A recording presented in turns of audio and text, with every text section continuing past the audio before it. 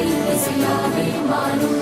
நம் இதயம் ரெண்டும் சேரும் ஒரு புதிய பருவம் பாடும். இந்த ஆசை திரையோசை இசையாகும்.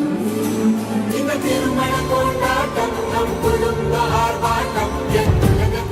உலகத்தை